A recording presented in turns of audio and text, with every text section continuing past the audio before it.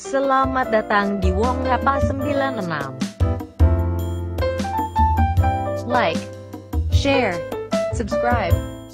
Hendaklah kita mempunyai sifat sabar serta senantiasa mendirikan sholat. Karena sabar dan sholat akan mempermudah proses terkabulnya doa. Sebagaimana firman Allah Ta'ala. Hai orang-orang yang beriman, jadikanlah sabar dan sholat sebagai penolongmu. Sesungguhnya Allah beserta orang-orang yang sabar.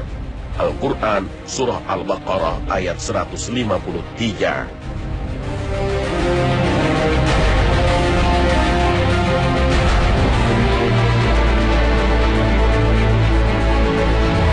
Ketika seseorang merasa doanya tidak kunjung dikabulkan, tidak jarang sejak saat itu ia berputus asa terhadap Allah. Tidak lagi berdoa dan tidak punya keinginan atau harapan untuk kembali berdoa. Padahal sikap seperti ini dilarang secara tegas oleh Rasulullah Sallallahu Alaihi Wasallam. Doa salah seorang dari kalian akan dikabulkan selagi ia tidak buru-buru, yakni jika ia berkata, "Aku telah berdoa kepada Tuhanku, tapi doaku tidak dikabulkan." Hadis riwayat Al-Bukhari, Muslim, Abu Daud, At-Tirmizi, Ibnu Majah, dan Ahmad. Dalam lafaz Muslim disebutkan, ditanyakan, "Wahai Rasulullah, apa yang dimaksud dengan minta agar doa segera dikabulkan?" Rasulullah Shallallahu Alaihi Wasallam bersabda, yakni hamba itu berkata, "Aku berdoa dan berdoa, tetapi doaku tidak dikabulkan." Hadis riwayat Muslim.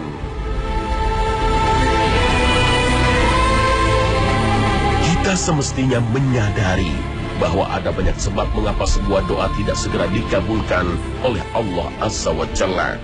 Kita juga hendaknya paham bahwa hikmah besar pasti selalu ada di balik tidak dikabulkannya sebuah doa. Tidak dalam waktu cepat. Para ulama sepakat bahwa ada beberapa penyebab doa tidak dikabulkan, seperti kurangnya adab dalam berdoa kepada Allah. Berdoa kepada Allah tapi penuh dengan keburukan, untuk memutuskan tali silaturahmi, berdoa untuk melakukan kejahatan kepada orang lain, atau berdoa untuk mendapatkan rezeki dari merampok bank. Tidak akan dikabulkan berdoa untuk amalan yang tidak baik, apalagi sebuah perkara yang dilarang Allah Jalla Jalaluhu dan Rasulullah.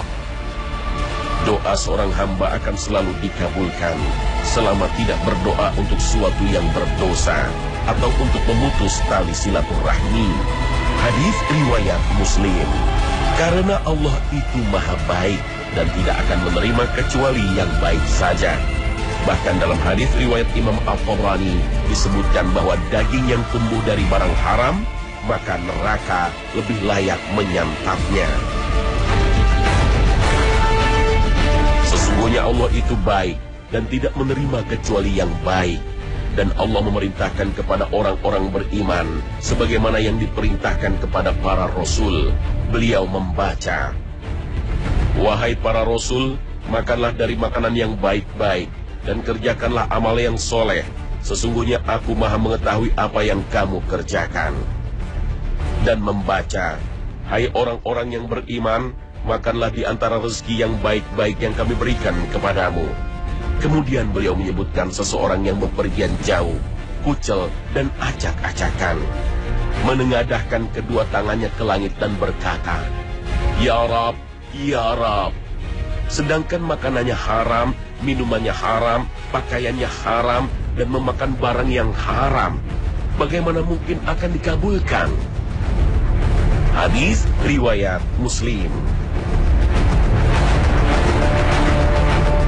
Menggantungkan harapan dalam berdoa, seperti perkataan, "Ya Allah, ampunilah hamba jika engkau berkehendak," atau "Rahmatilah hamba jika engkau mau." Karena doa adalah harapan dan sekaligus sebuah permintaan yang ingin dikabulkan, jadi seorang hamba haruslah berdoa dengan penuh keyakinan, tidak dengan kata-kata yang penuh keraguan seperti pemakaian kata "jika". Rasulullah bersabda, "Jangan salah seorang di antara kalian mengatakan dalam doanya, Ya Allah, ampunilah hamba jika engkau mau. Ya Allah, rahmatilah hamba jika engkau mau. Agar menunjukkan keyakinan dalam doanya, karena tidak ada yang memaksanya untuk berdoa. Hadis riwayat Bukhari dan Muslim.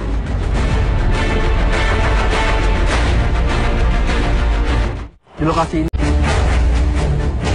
Allah akan senantiasa menguji hambanya dengan berbagai macam ujian. Namun di balik ujian itu ada hikmah yang tersimpan di dalamnya.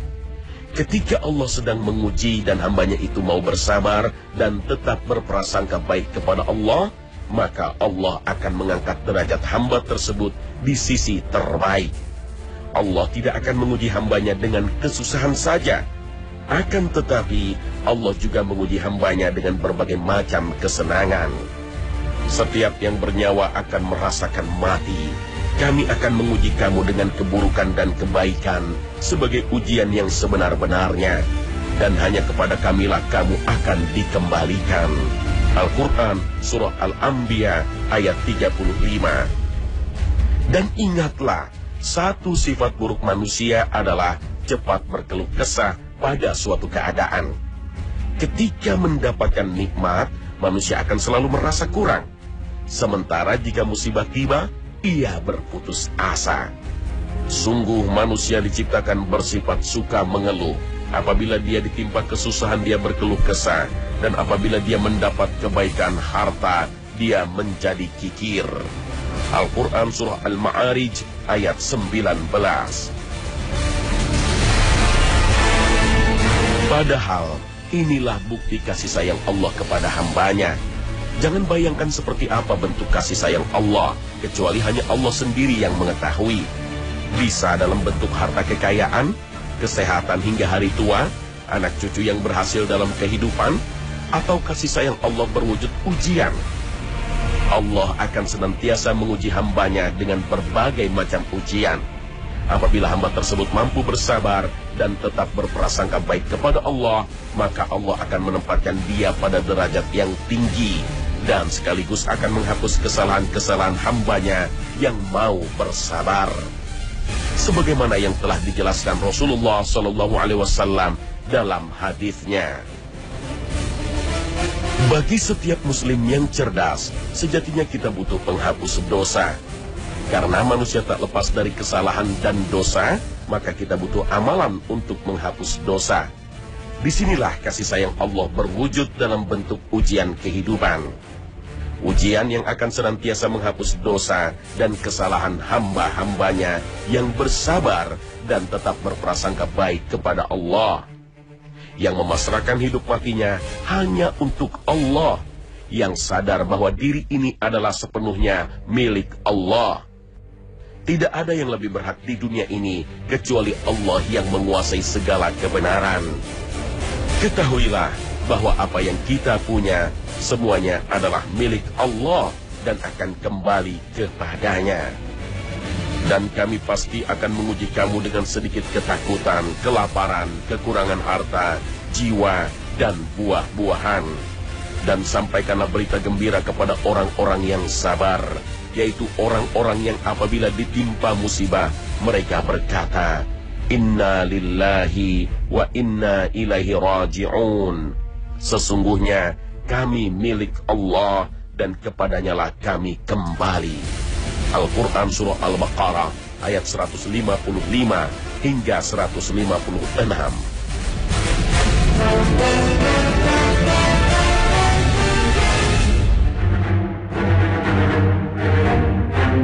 Hati-hati terhadap kufur nikmat. Banyak orang lupa bahwa kesuksesan yang ada sekarang adalah hasil dari usaha dan kerja keras dirinya semata. Sehingga lupa akan bersyukur kepada Allah dan menganggap doa hanyalah hiasan bibir yang dilakukan setelah sholat. Tidaklah kamu perhatikan bahwa sesungguhnya kapal itu berlayar di laut dengan nikmat Allah, supaya diperlihatkannya kepadamu sebahagian dari tanda-tanda kekuasaannya. Sesungguhnya pada yang demikian itu benar-benar terdapat tanda-tanda bagi semua orang yang sangat sabar, lagi banyak bersyukur.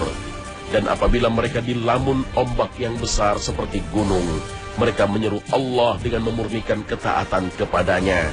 Maka tatkala Allah menyelamatkan mereka sampai di daratan, lalu sebagian mereka tetap menempuh jalan yang lurus, dan tidak ada yang mengingkari ayat-ayat kami selain orang-orang yang tidak setia lagi ingkar. Al-Quran Surah Luqman ayat 31 hingga 32. Dalam sebuah hadis Rasulullah SAW menjelaskan bahwa doa bisa bisa mengubah takdir yang Allah Subhanahu wa Ta'ala telah tetapkan. Sekali lagi, hanya dengan kekuatan doa ternyata takdir tersebut bisa berubah sesuai dengan kehendak Allah Subhanahu wa Ta'ala. Adapun faktor yang bisa merubah takdir seseorang adalah doa. Rasulullah SAW bersabda, tidak ada yang dapat menolak takdir ketentuan Allah Ta'ala selain doa, dan tidak ada yang dapat menambah memperpanjang umur seseorang selain perbuatan baik. Hadis riwayat Tirmizi. Kekuatan doa sampai batas maksimal juga ditunjukkan ibunda Nabi Isa alaihissalam ketika mengandung. Kehamilan Maryam Allah lebihkan dengan memuliakannya lewat beberapa keajaiban. Allah selalu mengirimkan untuknya makanan, dan Nabi Zakaria mengetahui hal ini. Waktu berjalan hingga tiba masa Maryam melakukan persalinan.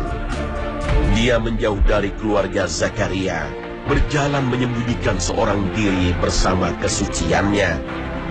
Tanpa bekal ilmu persalinan, tanpa bimbingan orang lain dalam menghadapi saat pertaruhan antara hidup dan mati, Allah berfirman, maka rasa sakit akan melahirkan anak memaksa ia bersandar pada pangkal pohon kurma.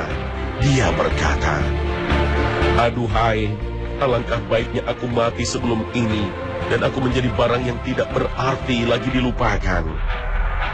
Maka Jibril menyeru dari tempat yang rendah, janganlah kamu bersedih hati, sesungguhnya Tuhanmu telah menjadikan anak sungai di bawahmu. Maka atas kuasa Allah lahirlah seorang bayi lelaki bernama Isa.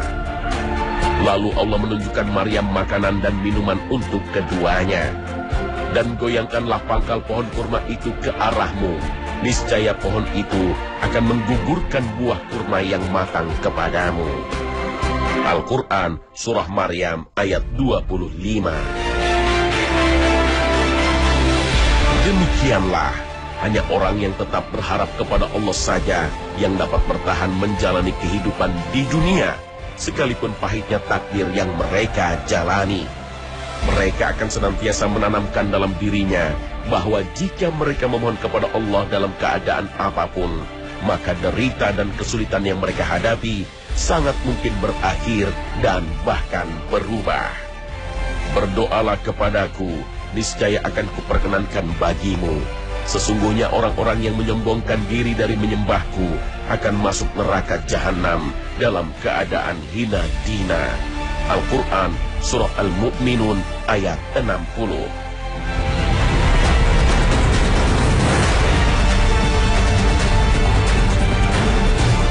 Salah satu bentuk kekuatan doa yang perlu kita perhatikan adalah kekuatan doa orang yang teraniaya. Para buruh miskin, pekerja yang belum dibayar, anak-anak yatim yang tertindas, janda-janda tua tanpa rumah, adalah sederet orang teraniaya karena kelemahan struktural dan kelemahan fisik. Dan mereka akan mendapatkan perlindungan dan pertolongan dari Allah Azza wa Jalla. Sebaliknya orang yang suka menganiaya seharusnya takut dan berhati-hati menghadapi orang yang teraniaya. Karena orang yang teraniaya itu pasti dibela dan dilindungi Allah Azza wa Jalla. Permohonan apa saja untuk yang menganiayanya akan dikabulkan Allah Jalla Jalaluh. Kalau kita berkaca pada sejarah, umat Islam selalu saja mendapatkan rintangan dan gangguan dari kaum kufar, sebagaimana yang terjadi ketika zaman Rasulullah SAW. Pada masa awal Rasulullah SAW berdakwah, beliau sering dianiaya oleh orang-orang musyrik Quraisy. Ketika Rasulullah SAW sedang bersujud di Ka'bah, lalu datang sekelompok orang Quraisy yang diwakili oleh Uqbah bin Abi Mu'ayth yang meletakkan isi perut bangkai onta di punggung beliau. Maka Rasulullah SAW mendoakan kebinasaan bagi mereka. Ternyata 13 tahun kemudian barulah doa Rasulullah SAW dikabulkan Allah Jalla Jalaluh, yaitu pada peristiwa perang Badar dan rombongan Quraisy yang mengganggu Rasulullah SAW ketika sedang sujud. Akhirnya yang mengganggu Rasulullah SAW ketika sedang sujud akhirnya binasa. Seandainya orang yang teraniaya memohon kepada Allah agar membinasakan penganiayanya, maka doanya dijanjikan Allah akan dikabulkan. Karena itu, seorang muslim wajib takut kepada orang yang teraniaya. Sebab kalaupun mereka tidak mampu membalas sebuah kezoliman, mereka masih punya senjata yang ampuh, di mana doa menjadi senjata mereka dan menjadi sebuah kekuatan untuk menghancurkan azab dan siksaan yang diturunkan Allah Azza wa Jalla.